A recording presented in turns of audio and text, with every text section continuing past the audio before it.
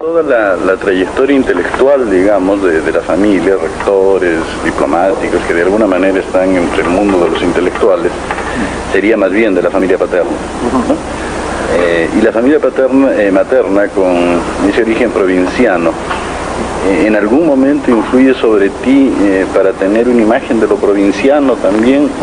Sí, no? ese ha sido para mí muy importante. Es gracias a esa familia que yo he podido, el conocimiento que yo tengo, por ejemplo, del mundo andino, se lo debo a ellos. No solamente porque aún les quedan algunas propiedades pequeñas o medianas en la sierra donde yo he viajado y viajo, acabo de hacer justamente un viaje a una de ellas, sino porque el contacto con ellos pues he conocido, ¿no? Me han contado, yo desde niño he escuchado siempre hablar de los problemas y de los sucesos, ¿no? Que ocurrían, sea en el Junín o en Tarma o en Cajamarca o en Santiago Chuco, en esas zonas de donde procede mi familia materna. ¿Crónica de San Gabriel tiene algo que ver con esto? Crónica de San Gabriel justamente es una novela que transcurre en la hacienda de uno de estos, de mis parientes maternos. Una hacienda que él administraba, en realidad no era de su propiedad. Y todos los personajes que figuran en esta novela son verdaderamente parientes, ¿no? por la rama maternal. Por una parte, la pregunta que ya se te ha hecho varias veces, ¿por qué te fuiste? ¿No? Sí. Y la segunda es si finalmente, después de tantos años, crees que tuviste una buena opción, si esa no fue una opción equivocada o si fue más bien una opción correcta.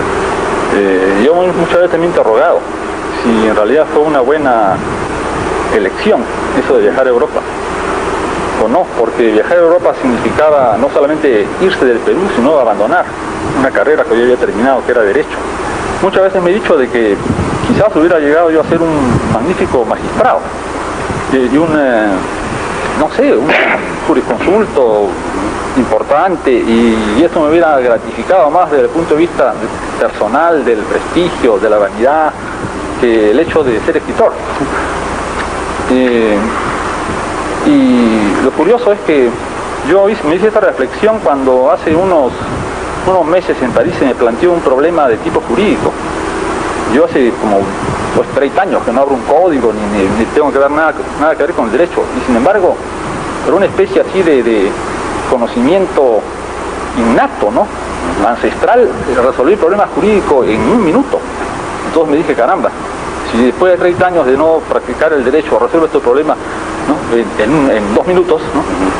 Si me hubiera dedicado a las ciencias jurídicas, pues pudiera haber descollado mucho. Eso es curioso, ¿no? Yo recuerdo que Flaubert decía que en Madame Bovary dice que en el fondo de cada notario hay un poeta escondido. O yo invertiría la figura y diría que en el fondo de cada poeta hay un notario escondido. ¿Tú crees entonces que de haber quedado en el Perú, no haber optado por el viaje, tal vez no hubiera seguido escribiendo? Sí, pero seguramente hubiera escrito otras cosas completamente diferentes.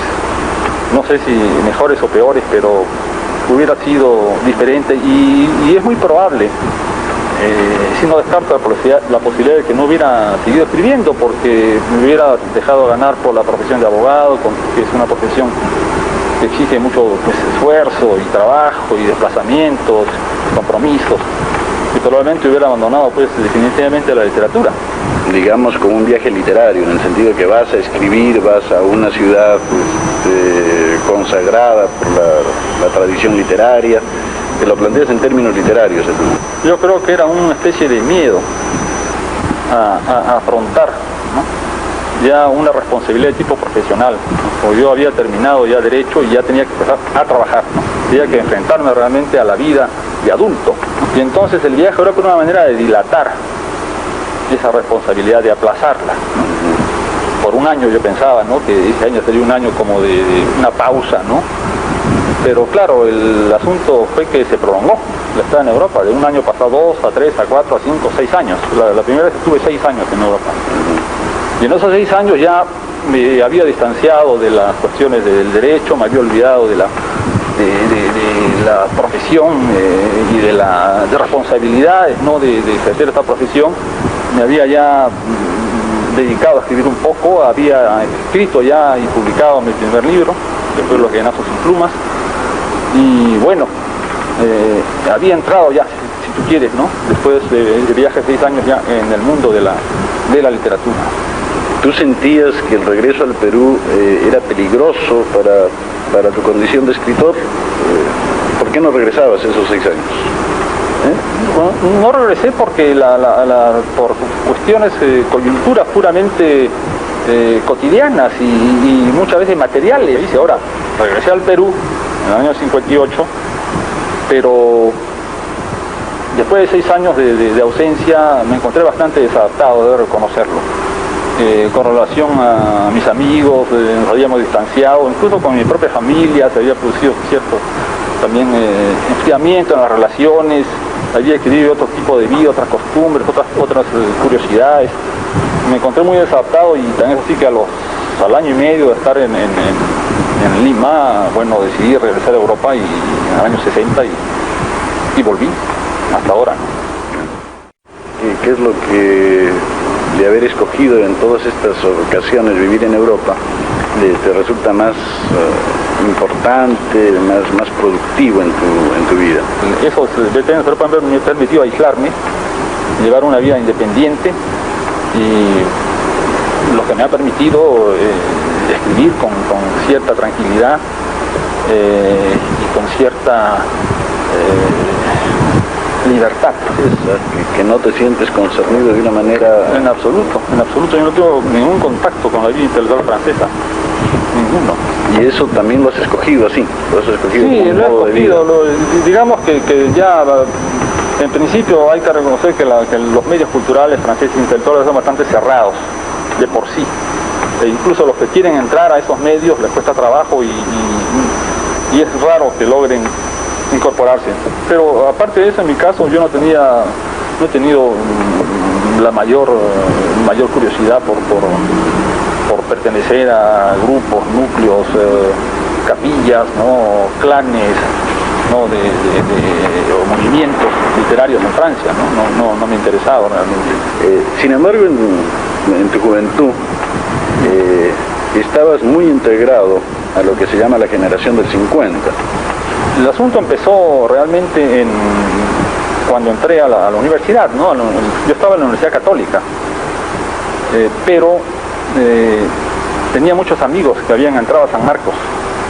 Entonces, si bien estudiaba en la Católica, iba a San Marcos a mediodía, al patio de letras, etcétera, para buscar a mis amigos sanmarquinos. Porque debo reconocer que mis amigos sanmarquinos entre mis amigos sanmarquinos habían más aficionados a la literatura que entre mis amigos de la Católica. Fue en San Marcos que conocí, para citar algunos nombres, pues o que frecuenté más a Paco Angesú, a Washington Delgado, a Alberto Escobar, ¿quién más estaba por ahí? Gonzalo Rose, Leopoldo Chariarse.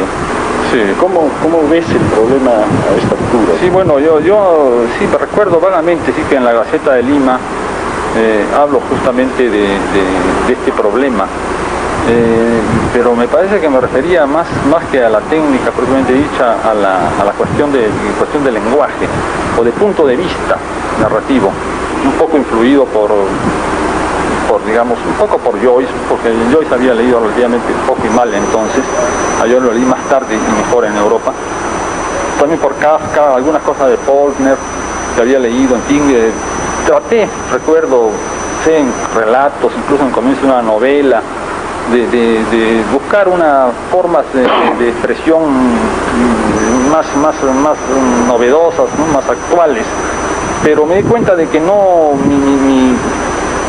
iba con mi temperamento ni con mi genio particular, no iba, me sentía más bien preso dentro de esas formas novedosas y amanerado, y por eso al poco tiempo desistí y dije, no voy a escribir como me salga naturalmente. Si es una forma sencilla y muy directa, pues tanto peor, así escribo yo y punto. pero realmente tu camino tú lo inicias por otro lado. Por supuesto que hay una cuestión de tipo personal, tú no tienes esa experiencia del mundo andino, por lo menos no la tienes en la magnitud que la tenía Alegría y Arguedas, pero en términos puramente literarios eso representaba el comienzo de una nueva tendencia. ¿Cómo veías tú en ese momento a los grandes maestros, a Alegría y Arguedas? Bueno, lo cierto, te voy a decir con toda sinceridad, es que yo nunca he tenido la impresión de tener maestros literarios, y sobre todo porque no los he conocido en el Perú en ese momento. Es curioso, pero han habido en otras ramas, digamos en la rama de la historia, ¿no? Puede ser que los historiadores de la época tuvieran un gran maestro, que era Porras, ¿no? O no sé, en otras disciplinas, puede haber en antropología, puede haber sido Valcárcel, etcétera. Pero en el caso de la literatura yo creo que nosotros no teníamos en los narradores ningún punto de referencia. El único que entonces había publicado hasta el año 50 algunos libros importantes era Ciro Alegría. Arguedas todavía no había publicado los libros profundos, que a mi juicio es su primer libro realmente ya importante. De modo que yo no sabía por qué camino seguir con relación a no tenía ninguna orientación dentro de la literatura peruana. Y el caso de Ciro Alegría, pues era un buen escritor, pero a mí nunca Ciro Alegría me ha llegado a emocionar, ni verdaderamente a interesar mucho, ¿no? Yo leía un poco como quien lee una novela un poco exótica siempre, no sé por qué. Y luego era un mundo tan diferente al mundo que yo conocía que no podía aprender mucho de él. De modo que yo, mientras estuve en el Perú, y he tenido la sensación de no tener maestros, ni un cierto sentido de orfandad, ¿no? Y yo no sé si en otros países latinoamericanos ha ocurrido lo mismo, no creo. Ya los argentinos tenían ya desde muy jóvenes no solamente a su Borges, sino muchos otros escritores, narradores excelentes. Yo conocía muy poco de la literatura peruana, francamente no había leído pero bien, eso sí, ¿no? Por ejemplo a Valdelomar, porque Valdelomar había sido amigo de mi padre y tenía muchos libros de Valdelomar dedicados, etcétera, ¿no? Y cartas y poemas incluso, y cosas, ¿no? Inéditas. Y a Ricardo Palma, naturalmente, un poco a González Prada, pero con la literatura realmente más moderna del Perú, digamos, etcétera. Vallejo, yo no había leído nada de Vallejo cuando salí del Perú. A Vallejo lo leí recién en Madrid, en el año 52. A Martín Adán, pues creo que no se estudiaba en la secundaria Martín Adán, ni en la universidad en esa época. No sé, recién también en Europa fue que leí La Casa de Cartón. Entonces, en esa época, ¿cuáles eran tus lecturas? Mis lecturas eran más que nada libros extranjeros. Por ejemplo, eran autores, autores del siglo XIX, por los cuales yo tenía una gran pasión, y la sigo teniendo. Creo que es la más grande literatura universal, ¿no? Es la del siglo XIX. Y autores más o menos del siglo XX, pero que llevaban en traducciones a través de ¿cómo se llama? La literatura argentina sudamericana, o de Lozada, o de algunas editoras mexicanas. Leía pues a lo que se leían todos los autores de esa época. Leía a Camus, a Sartre, a Faulkner, a Steinbeck, Hemingway, Graham Greene, Huxley. Eran lo que leía, eran los libros que llegaban a todas las capitales de América Latina. Se asociaba el pesimismo, el escepticismo que emana de tu obra, con la corriente existencialista que dominaba el momento en que tú comienzas a escribir. ¿Tú crees que esa asociación es correcta, o tu pesimismo viene de otras fuentes? No creo que tenga absolutamente nada que ver con Sartre. Con Sartre no he tenido sobre mí ningún tipo de influencia. Y incluso cuando lo leía acá, cuando lo leía en el año 50 y tantos, lo hacía un poco porque estaba de moda y porque mis amigos lo leían, pero yo no encontraba un gran placer en la lectura de Sartre, ni en su teatro, ni en sus novelas. Quizás probablemente La náusea, que fue el primer libro que se tradujo de él, tenía cierto interés, pero el resto me ha parecido siempre una literatura de segundo o tercer orden. Sin embargo, digamos, el existencialismo viene a ser la filosofía de la generación, ¿no? Sí, esa era la corriente que estaba de moda, ¿no? Pero si tú quieres el existencialismo de Sartre, nosotros lo interpretábamos de otra manera, no desde el punto de vista filosófico, sino más bien como un modo de vivir, ¿no? El existencialismo para nosotros era vivir en el Cartier Latin, en el barrio latino, usar pelo largo, ir a determinados bares, ¿no? Como el Camaleón o qué sé yo, oír cantar a Julie Greco. Ese era el existencialismo para nosotros. Porque en ese momento ya preferías escribirla, hablar sobre ella, nunca te interesaba la literatura como tema de conversación. Sí, pero solamente con personas con las cuales tenía mucha afinidad y reconozco que esas conversaciones han sido para mí verdaderas enseñanzas, ¿no? Y he aprendido yo muchísimo a través de la conversación, y mucho más a través de la conversación que a través de cursos en la Sorbona o de lecturas, ¿no? En particular, por ejemplo, mis conversaciones literarias con Víctor Lee, porque Víctor Lee era un apasionado de la literatura y tenía una gran cultura literaria, aparte de las cuestiones filosóficas, y él era stendhaliano, y yo era en esa época flaubertiano, entonces teníamos largas discusiones, ¿no? Controversias sobre cuál de los dos era mejor y por qué era mejor, etcétera.